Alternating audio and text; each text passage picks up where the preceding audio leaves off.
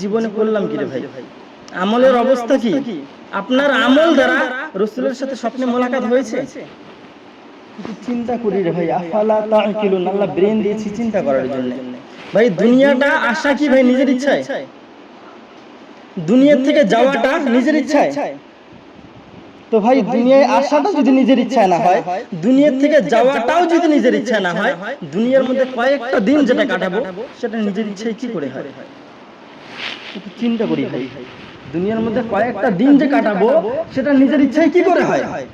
এই ছোট্ট বাচ্চাটা আল্লাহ পাক রব্বুল আলামিন তার রাসূলকে বলেন, হে রাসূল, আপনি যখন কোরআন এবং হাদিসের কথাগুলো বলবেন অবশ্যই জানদারদের সামনে বলবেন।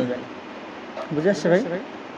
আল্লাহ পাক রব্বুল আলামিন বলতেছি কি, হে রাসূল, আপনি যখন কোরআন এবং হাদিসের কথাগুলো বলবেন অবশ্যই কি জানদারদের সামনে বলবেন, কবরবাসীদের সামনে না। কবরবাসীদের সামনে না।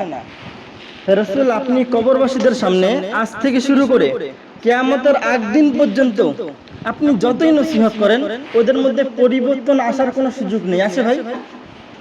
হ্যাঁ, আপনি যদি জানদারদের সামনে কথা বলেন, আফালা তাকিলুন, ওদের ব্রেন ঠিক আছে, ওরা একটু চিন্তা ফিকির করবে।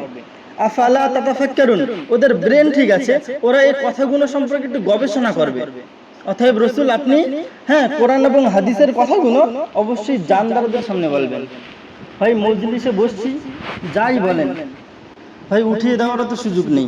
বসছি, আমাকে সময় দিতেই হবে। বসছি, আমাকে সময় দিতেই হবে। তো আমার একান্ত একটা আবদার ভাই, আপনাদের কাছ থেকে বড় যে 20টা মিনিট সময় নেবে তো ভাই 20টা মিনিট একটু ধৈর্য ধরে শুনবেন। বলা যায় না এই 20 মিনিটের মধ্যে কোন মিনিটের মধ্যে কোন কথার ভিতরে আল্লাহ পাক রব্বুল আলামিন আপনার হেদায়েত লুকিয়ে রেখেছে। জানা আছে ভাই? বোঝা দরকার যে আল্লাহ পাক রব্বুল আলামিন আমাদেরকে বানালেন কিসের জন্য? ওমা খালাকাতুল জিন্না ওয়াল ইনসা ইল্লা লিয়াবুদুন। কথা ভালো করে বুঝেন। ওমা খালাকাতুল জিন্না, জিন, ওয়াল ইনসা এবং মানুষ সম্প্রদায়কে কিসের জন্য বানানো হয়েছে? ইল্লা লিয়াবুদুন, তারা যেন তার মালিকের ইবাদত বন্দেগী করে। তাফসীর কারকগণ কি বলেছে? ইল্লা লিয়ারিফুন, তাদেরকে বানানো হয়েছে উদ্দেশ্য একটাই, তারা যেন তার রবের পরিচয় খুঁজে। আজকে আমাদের অবস্থা কি বলেন না ভাই? যে রব আমাকে বানিয়েছে ওই রব কিন্তু ওই 4 পা জানোয়ারকেও বানিয়েছে। কি ভাই বানায়নি? আজকে 4 পা জানোয়ারের অবস্থা দেখেন। বানিয়েছে তার বান্দার জন্য, কিন্তু ওই 4 পা জানোয়ার সে নিয়মিত তার বান্দার খেদমত করেই যাচ্ছে। কিন্তু আমার রব আমাকে যে বানালো, আমার অবস্থা কি? এই মজলিসে যতজন বসে আছে ভাই একটু চিন্তা করে দেখেন তো, যুবক বয়স থেকে এই পর্যন্ত আজকের এই দিন পর্যন্ত একটা সিজদা এরকম খুঁজেন না যে সিজদার মধ্যে একান্ত আপনার মালিকের মহব্বত ছিল?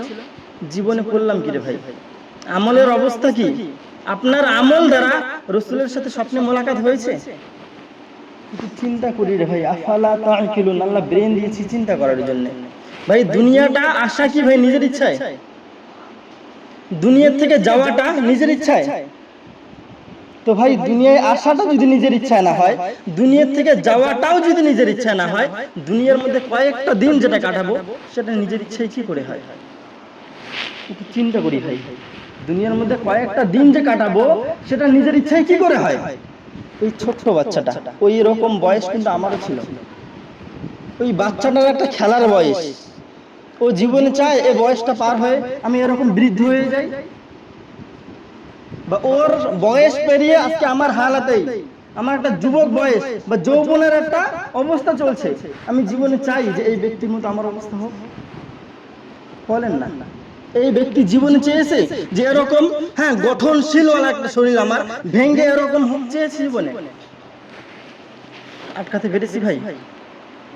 বলেন না, আটকাতে পেরেছি? অত্তাকু ইয়াওমান তুরজাউনা ফি ইলাল্লাহ, একদিন প্রত্যেককে তার রবের সম্মুখে দাঁড়িয়ে হিসাব দিতে হবে। একদিন প্রত্যেককে তার রবের সম্মুখে কি ভাই দাঁড়িয়ে হিসাব দিতে হবে। এই কথাটা আল্লাহ ওয়ালা বা সাহাবায়ে কেরাম এমন ভাবে বুঝে নিয়েছিল যে তাদের জিন্দেগিটা পরিবর্তন হয়ে গেছে। তাদের জিন্দেগিটা পরিবর্তন হয়ে গেছে। কেমন পরিবর্তন? আজকে আমরা রোজা না 3 ওয়াক্তে খানা পাইতেছি, ইচ্ছা করলে আরো 10 জনকে ডেকে সাথে সাথে তার খেদমত করার মতো সুযোগ আল্লাহ দিয়ে রেখেছে। তাদের ঘরের অবস্থা কি ছিল? দিনকে দিন চলে যায় যে তাদের উনুন জ্বলে না। কি ভাই কথা মিথ্যা আছে কিছু? তাদের কি দিনকে দিন চলে যায়, তাদের উনুন জ্বলে না। কিন্তু নামাজের অবস্থা একটু চিন্তা করে দেখি না, নামাজের অবস্থা। একজন সাহাবী মসজিদে নববীতে আজান হয়, হ্যাঁ, উনি দ্রুত বেগে এসে জামাতে ইকামতের সাথে নামাজে দাঁড়ায়। নামাজ শেষ, রাসূল সালাম ফেরায়, আবার ছুটে চলে যায়। একদিন দুই দিন কয়েকদিন হবে লাগাতার চলতে থাকে। একদিন সাহাবায়ে কেরাম রাসূলকে জিজ্ঞাসা